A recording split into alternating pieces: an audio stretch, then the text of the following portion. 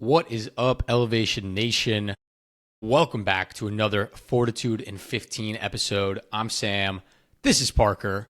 We're Elevation Nation, and we got a great episode for you today. 15 minutes to elevate your mindset, help you conquer the real world as a leader, an entrepreneur, whatever you're doing, we're here to help. And we have a really great episode today because this got sent to me by someone that I respect a ton, really care about, a mentor in my life who happens to be my boss. How cool that my boss supports my side hustle. Chris Smith sent this to me and said, dude, you got to check out this podcast from Professor Scott Galloway, Professor G, Prof G. It was really cool. It had three main parts. I'm excited. We'll see if we can get into all of them. The first one was how he creates all of his content, his books, his podcasts, all the short form, long form media with it, and his entire umbrella of his business and his company. Second one was how to be a baller. I'll leave it at that, and we'll add some commentary there. And then the last one essentially got to the point of, does interviewing people actually help weed out the bad ones or find the good ones? And Prof G has a interesting take on that. Parker, what's up? Happy Thursday. Bonjour, Sam.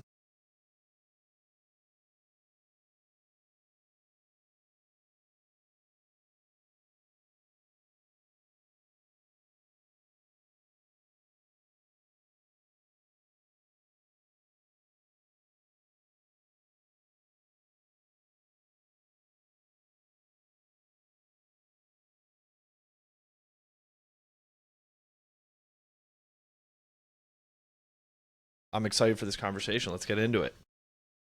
Yeah, first point that he brought up, people were asking, how do you make all your content behind the scenes? He has, I think, Parker, at least 6 different podcasts that he does. Wow. Well, he's like a media company. Yeah. Well, a couple owned by Vox, I believe, or his main one owned by Vox, and that he can't do anything really with that content in the way that he wants to. So he has a handful of other podcasts, one of them being how he did this one that I saw. I think it's called The Classroom or something, where people send in questions and he just answers it, right? And so just got me thinking of, he took a brand himself. Obviously, it grew very quickly, but he's able to spin up different types of content and podcasts and conversations, kind of like how we're doing with Elevation Nation, right? We have Fortitude in 15, an episode like this, just Parker and myself talking about a topic, and then we bring on a guest. And so that made me feel better that we are headed in the right direction when it comes to diversifying the types of podcasts that we're putting out there. I love that anything that reaffirms you in what we're doing is meaningful and impactful is a win. But well, just wait, I didn't get to the bad part. So, oh gosh, well, I don't look at it as a bad part. I look at it as maybe it's something to guide us or think about for the future. So let's get into it. He also said that a vast majority of the market share listens to a handful of podcasts. We knew that. We knew that, though. It doesn't make me feel better. Okay. So to that point, he said, there's, I think he said something around like 500,000, something crazy, of podcasts that people put out a week, right? That they do a weekly episode. Parker and I being one of those. And he said those, a couple 100,000 are fighting for such a small part of the market share. And so that part didn't make me feel good, besides the fact that I don't see as the podcast as our main business. Not yet, at least in our life. The podcast is for Parker and I to pass ideas to each other, hopefully inspire some people along the way, and more importantly, continue to get content for ourselves, for our personal brands, and meet cool people. And so I don't care as much about the listeners or the downloadship right now. So maybe that makes you feel better, Parker. It does. And I mean, for anyone listening, if you haven't looked at what Scott's doing, I mean, he's a professor at NYU. He's a brilliant guy. He's got this media company, but he's all about sharing ideas, right? And I think you got to start somewhere to be able to come the 0.01%. You got to be able to start sharing ideas. For Sam and myself, the podcast was the easiest, most comfortable way to start, especially with you in DC, me in New York. And it's got us sharing ideas, and it's given us a ton of unique insights into each other's brains, but also the brains of others, as well as building momentum in finding out what we like and what we don't like. And so whether you're sharing ideas on a podcast like Scott's saying and trying to become a bigger fish in a massive pool, or you like to write, or you like to go live on social media, whatever it might be, sharing perspective, I always think, is not ever going to hurt you in a bad way. Moving on to the second topic. What is a baller? He talks a lot in his podcast, this concept of a baller. And they ask specifically, well, at what financial point do you become a baller? Baller. And Parker, this is like something you and I mean, not a basketballer. A baller in life, perhaps an elevator would be another phrase for that. But it's something you and I specifically talk about now as we're getting older and starting to think about families and moving and what does our career look like. This has been a goal I think that both of us have had for a very long time, which is I want my monthly spending to be less than my passive income. That is a goal that I personally have one day. I don't know if Parker wants to do that. That sounds great. It's something that I want to do with my life, and it's kind of how Scott classified someone being a baller, right? You can make $10 million a year, but if you're spending $10 million a year, you're not a baller. Where then he talked a little bit about his father, who was making $52,000 a year and spending significantly less than that, investing and saving his money. And so he now, Scott, is at a point in his life where he's making enough money on his real estate investments, his stock investments, and obviously some of the things that he's put out into the world, that if he had it all go under, he could still cover his daily and weekly spending. I love your perspective there, and I love his idea there, because I do think that is essentially a dream life where not only are you're working a job and using that money to cover the cost of your living, is to your point, is there are things that are very passive, you're not spending a lot of time on, and then they're covering your life, and then everything else is just fair game. But even more so, it's less about the money, Sam, it's more about time. That's the way I think about it, is you're trading your time right now. We're trading our time to be able to make an income. Whereas with Scott's definition of being a baller is like getting to a point where literally you are freeing up so much time for yourself that you're able to live the life that you want to live while also still being able to bring in an income that sustains your spending habits. Well, let me ask you this. That's going to take time, dude. But man, I agree.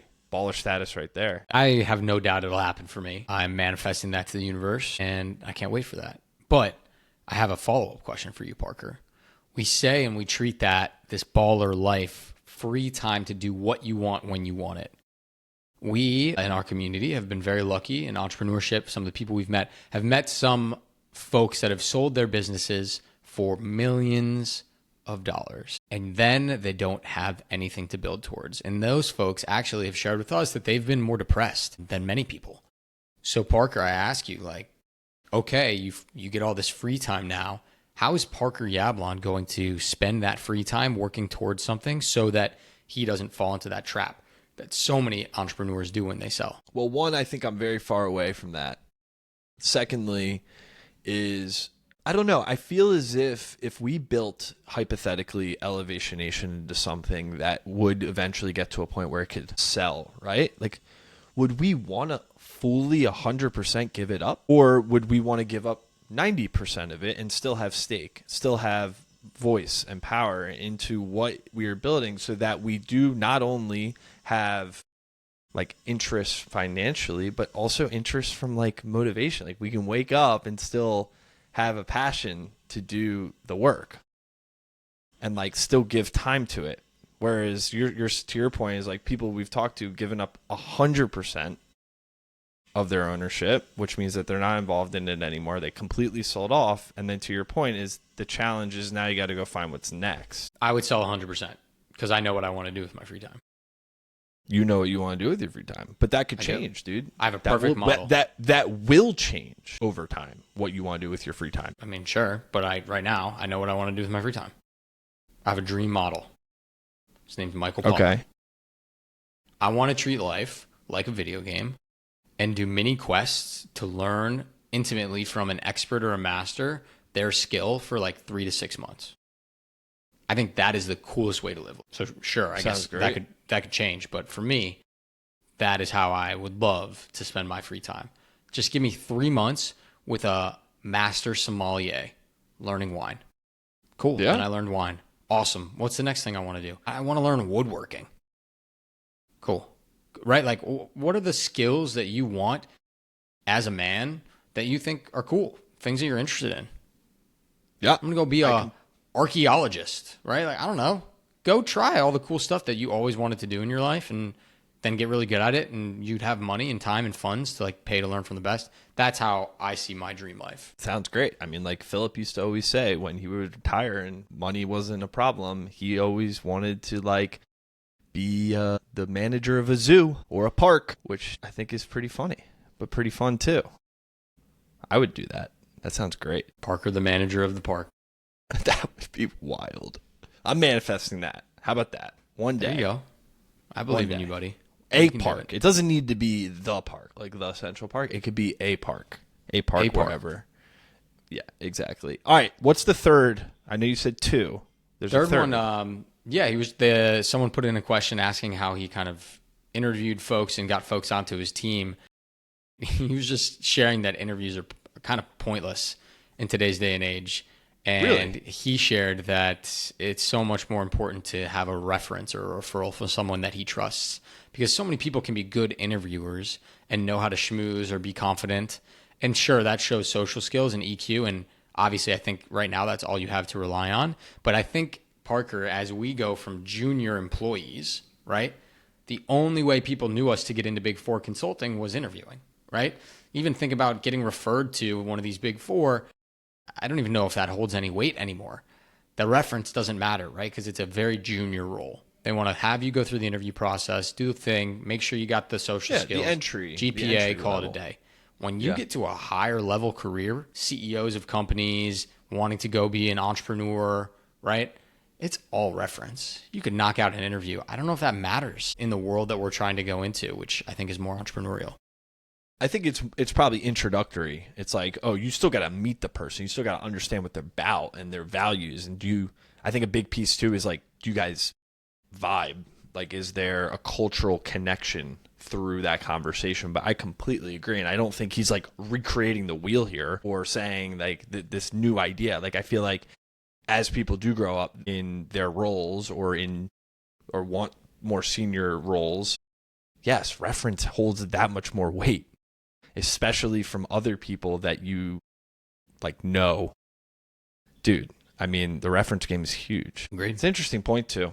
It really is. Yeah. And that goes to say like the big takeaway is, yes, while you're doing great things in your job and you're performing each and every day, you're giving great outputs. It's like also, who are you connecting with? How are you building those relationships? And if someone did call one day and say, hey, is Sam Panitch like a good guy? Should I hire them? You would hope that those people would say 100% you'd be dumb not to. Who you know, man. Agreed. We're going to mix things up this week. No elevator shout outs because I want to promote our newsletter that comes out every month. We do multiple elevator shout outs in there in a couple different ways. Elevator Spotlight, a main spotlight on a big accomplishment for our elevator. Elevator Partnerships, where we show Parker and I have introduced 2 elevators together and they're now working on a business deal for their benefit.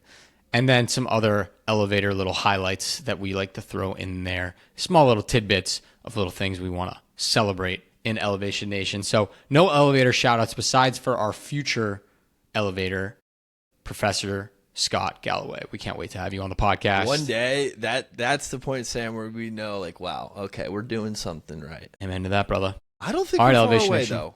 I don't think we're far. Amen to that. Until next week. Peace.